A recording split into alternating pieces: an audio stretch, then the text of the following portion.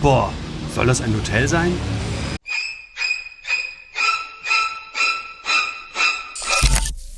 Okay, wie setze ich hier an? Vielleicht so. Im 5. Jahrhundert vor Christus war Athen das unbestrittene Epizentrum der antiken Welt. Als Geburtsstätte der Demokratie und Heimat von Denkern wie Sokrates und Platon legte die Stadt das geistige Fundament für die olympische Idee, die europäische Kultur, Politik und Wissenschaft. Von hier oben aus betrachtet spürt man ihn sofort, den ewigen, makellosen Glanz einer unsterblichen Kultur. Ein wahres Paradies für Liebhaber experimenteller Mülltrennung und alternativer Wandgestaltung. Wer braucht schon die alten Tempel, wenn er die architektonischen Meisterwerke der Moderne bestaunen kann? Leerstehende Ruinen und eingestürzte Fassaden versprühen hier einen ganz besonderen postapokalyptischen Charme. Hier wird die Wiege der Philosophie noch richtig gelebt. Die Menschen schlafen direkt auf der Straße. Ganz im Sinne des antiken Denkers Diogenes, der im puren Minimalismus lebte. Okay, jetzt ist Schluss mit Ironie. Nicht nur, dass die Stadt wie nach einer Apokalypse aussieht, auf den Straßen sitzen Menschen, die sich am helllichten Tage öffentlich Heroin spritzen. Das alles ist das ungeschönte Athen im Jahre 2026. Willkommen zu meinem Bericht. Athen, wie ich mir meinen Urlaub versaue. Das klingt jetzt aber ein bisschen negativ. Vielleicht sollte ich besser sagen, willkommen zu meinem Ratgeber, was ich bei der Urlaubsplanung alles falsch machen kann und trotzdem noch das Beste daraus mache. Ja, das klingt ein bisschen positiver. Das Beste daraus machen.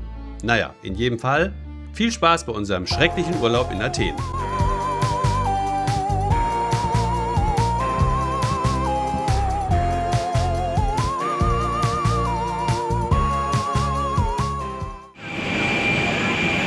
Wenn dir die Reise mit dem Flugzeug nicht stressig genug ist, dann empfehle ich dir einen Flug mit der Aegean von Hamburg. Wir haben uns für die Aegean entschieden, weil sie direkt nonstop von Hamburg nach Athen fliegt. Damit wir keinen Stress mit der Wartezeit an der Sicherheitskontrolle bekommen und uns noch in die Lounge zum Frühstücken setzen können, sind wir extra früh zum Flughafen Hamburg angereist. Doch leider mussten wir herausfinden, dass es hier in Hamburg keinen Gepäckaufgabeautomaten für die Aegean gibt. Das bedeutete, wir mussten an einen Schalter. Doch die Schalter der Aegean wurden noch nicht einmal angezeigt. Daher hieß es warten. Ungefähr 2 Stunden vor Abflug wurden die Schalter dann endlich angezeigt. Doch von den Mitarbeitern fehlte jede Spur. Mit griechischer Gelassenheit hat dann exakt 1 Stunde vor Boarding der erste Schalter aufgemacht, an den sich erstmal wutentbrannt die Gäste der Business Class gestürzt haben. Anschließend durften die restlichen 180 Passagiere einchecken bzw. die Koffer abgeben, denn eingecheckt hatten wir ja bereits per App. Da ich ganz vorne in der Warteschlange stand, kamen wir recht schnell dran. Zum Glück war bei der Sicherheitskontrolle nichts los und so rannten wir noch in die Lounge. Hier konnten wir uns aber nur schnell ein Brötchen schmieren und mussten gleich weiter zum Boarding, das bereits begonnen hatte. Obwohl das Boarding bereits am Laufen war, waren wir die Ersten im Flieger. Ob es an dem Tag alle geschafft haben? Ich weiß ja nicht.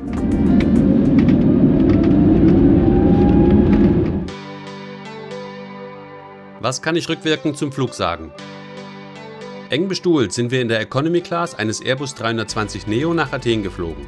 Dafür durften wir knapp 400 € hin und zurück pro Person zahlen, also etwas mehr als mein letzter Flug nach New York hin und zurück gekostet hat. Die Tage vor der Abreise hat die Aegean die Abflugszeiten 3-mal geändert, sodass am Ende meine Parkplatzreservierung am Flughafen nicht mehr passte. Richtig nervig. Für Entertainment an Bord muss man selbst sorgen. Ansonsten gab es einen einfachen Service ohne Nachschlag.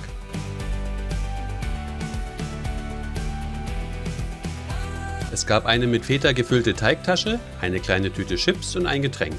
Leider kann ich nicht davon berichten, dass uns die Teigtasche geschmeckt hat und zum Aufessen hätte es mehr Getränke zum Runterspülen gebraucht.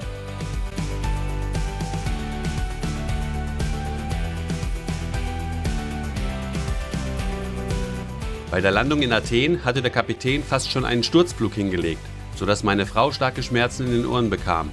Davon hatte sie dann auch 2 Tage gut.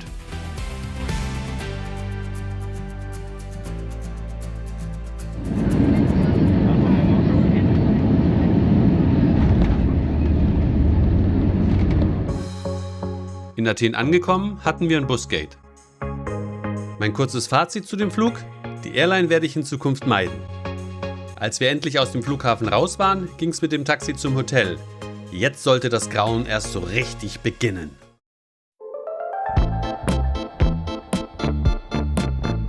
Auf den ersten Blick wirkt unser Hotelzimmer recht passabel, mal abgesehen vom Geruch. Doch der Blick vom Balkon auf die Straße hat uns komplett geschockt. Was ist das? Wir blicken hier auf ein verfallenes, abgebranntes Haus. Vom Balkon unseres zweiten Zimmers blickten wir auf einen verdreckten Lost Place, der sich als Pausenhof einer aktiven Schule entpuppte. Ups. Nachdem wir uns in der Umgebung unseres Hotels umgeschaut hatten, mussten wir feststellen, dass es keine Einzelfälle waren. Die ganze Umgebung sieht aus wie nach einer Apokalypse. Zum Glück hatten wir nicht aus Versehen in diesem Hotel gebucht, sondern wir hatten in diesem 4-Sterne-Hotel, dem Novotel Athen, eingecheckt. Ich hatte mir zuvor die Bilder auf deren Website angeschaut. Geht doch gut los mit dem Pool auf dem Dach des Hotels. Auch der Essensbereich hier mit Blick auf die Akropolis wirkt einladend. Paar nette Getränke und gutes Essen mit Aussicht. So habe ich mir den Urlaub vorgestellt. Das Gym nehmen wir auch noch gerne mit. Und dann noch eine gute Küche. Super. Die Zimmer sehen auch gut aus, mit Balkon wie nett. Da sollte doch alles passen. Und mit knapp 120 € die Nacht pro Zimmer passt auch der Preis. Also habe ich zugeschlagen. Doch was habe ich falsch gemacht? Schauen wir uns mal die Karte an. Hier haben wir das kulturelle Zentrum mit der Akropolis. Und hier haben wir den Stadtteil Omonia mit unserem Hotel. Der Weg von unserem Hotel ins Zentrum zum Monastiraki-Platz braucht ungefähr 24 Minuten zu Fuß, was ich für adäquat hielt. Allerdings hätte ich mal die KI zur Gegend unseres Hotels befragen sollen, denn die hätte mir folgende Infos gegeben. Offene Drogenszene und Kriminalität. Die Seitenstraßen nördlich und westlich des Omonia-Platzes sind Schwerpunkte für illegalen Drogenhandel und sichtbaren Drogenkonsum. Jap, das kann ich bestätigen. Damit einhergeht eine hohe Rate an Beschaffungskriminalität. Das hört man doch gerne. Prekäre soziale Lage und Obdachlosigkeit. Die Dichte an obdachlosen Menschen sowie von Armutsprostitution betroffenen Personen ist hier überproportional hoch. Ja, die Prostituierten habe ich gesehen. Da bekommt man nur vom Hinsehen einen Tripper. Flüchtlingsströme und illegale Migration. Omonia dient historisch als erster Anlaufpunkt für Geflüchtete und Migranten ohne Papiere. Das führt zu illegalen Netzwerken sowie sporadischen ethnischen Spannungen. Das klingt doch nach Abenteuer. Städtebaulicher Verfall. Viele historische Fassaden, ehemalige Hotels und Geschäftshäuser sind verwaist, verrammelt oder von Graffiti überzogen. So stelle ich mir einen optimalen Ort für Urlaub vor. Kotz! Da bleibt man dann doch lieber im Hotel und genießt die Zeit auf der Dachterrasse. Die sah doch wirklich vielversprechend aus. Was steht da auf dem Schild? Die Dachterrasse ist geschlossen.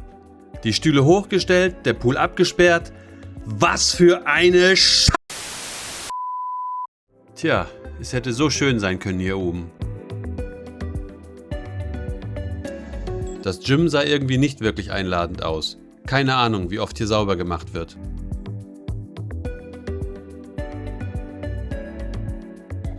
Wie schon gesagt, war das Zimmer abgesehen vom Geruch ganz okay, wenn auch etwas in die Jahre gekommen. Aber es sind so Dinge wie zum Beispiel diese Duschwand, die nicht dicht ist und das Wasser rauslässt, wodurch die Fugen und selbst der Türrahmen gammeln. Der Balkon sieht mit dieser Aussicht nicht wirklich einladend aus. Überhaupt nervt dieser ständige Straßenlärm. Stellt euch mal vor, es regnet und man sitzt hier im Zimmer fest. Echt jetzt?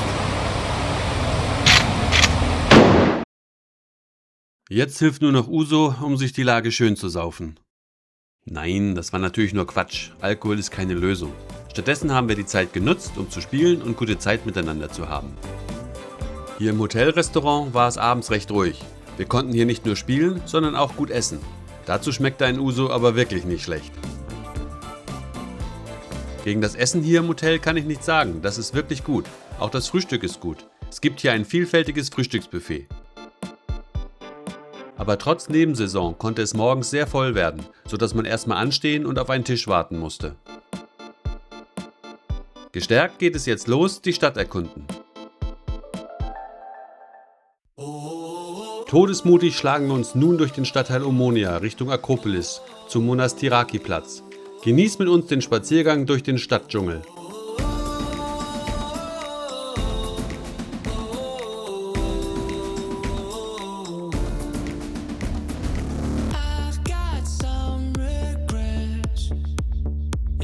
An unzähligen Müllcontainern vorbei kommen wir gleich an eine Kreuzung, wo wir uns die Wohnblöcke kurz angeschaut haben. Schwer vorstellbar, hier zu leben.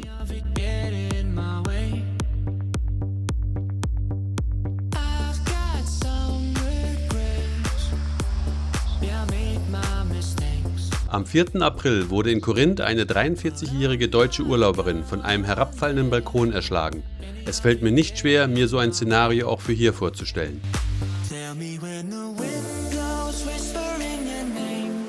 Someone calling for you, something unexplained. Somewhere in the silence, I can hear it say, come whatever may, it's gonna be okay.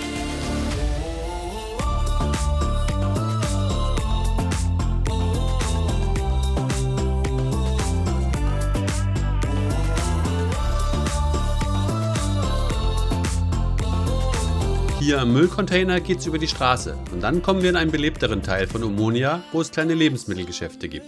Regrets. Yeah, I made my mistakes, but I'm not gonna let any of it get in my way. Hier an der Efripidou-Straße endet der Stadtteil Omonia und wir kommen in den Stadtteil Psyri, wo es ein großes Angebot an Tavernen und Bars gibt. Endlich wird es etwas schöner und belebter. But I'm not gonna let any of it get in my way. Tell me when the wind blows, whispering your name. Someone calling for you, something unexplained. Somewhere in the silence, I can hear it say, come whatever may, it's gonna be okay.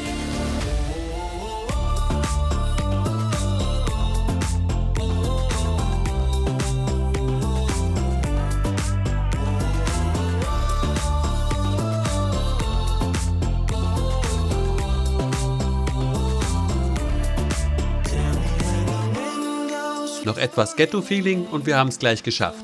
Calling for you, something unexplained. Somewhere in Und hier ist er, der Monastiraki-Platz.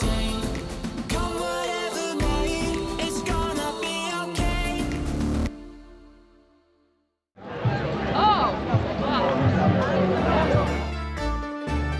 Von hier geht's dann in der nächsten Folge weiter. Jetzt versuchen wir uns zum Abschluss noch etwas zu erholen und zu stärken. Das Restaurant hat eine nette Aussicht vom Balkon auf den Trubel unten, aber die Kellner haben uns hier ewig warten lassen. Ich musste sie des Öfteren suchen und zu uns an den Tisch bitten. Hinter mir auf dem Tisch steht ein bronzener Topf, in dem sich Schokofondue befindet. Beim Aufräumen hat der Kellner den Topf fallen gelassen, was eine ordentliche Sauerei gab. Es sah aus, als wäre ein Hund beim Kacken geplatzt. Aber glaubt doch nicht, dass er das weggemacht hat. Nach ewiger Wartezeit kam dann endlich die Vorspeise. Was nicht kam, war die Flasche Wasser. Auch als die Hauptspeise kam, hat es die Flasche Wasser noch immer nicht zu uns an den Tisch geschafft. Das Essen hat wirklich gut geschmeckt, aber das Glas meiner Frau blieb leer und ein Kellner ward nicht mehr gesehen. Irgendwann bin ich dann rein und habe einen Kellner gesucht. Ich habe mir die Flasche Wasser geben lassen, habe gezahlt und dann nur noch weg hier. Trinkgeld gab's keins.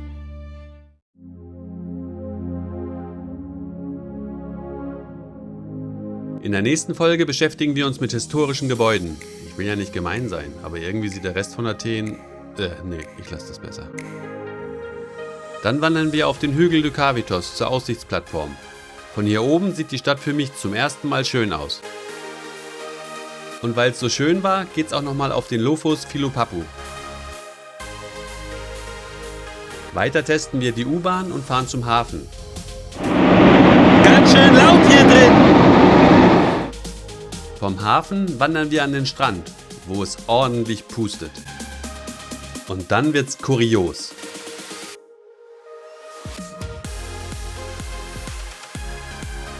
Bei dem Ganzen hier drehe ich dann nur noch durch.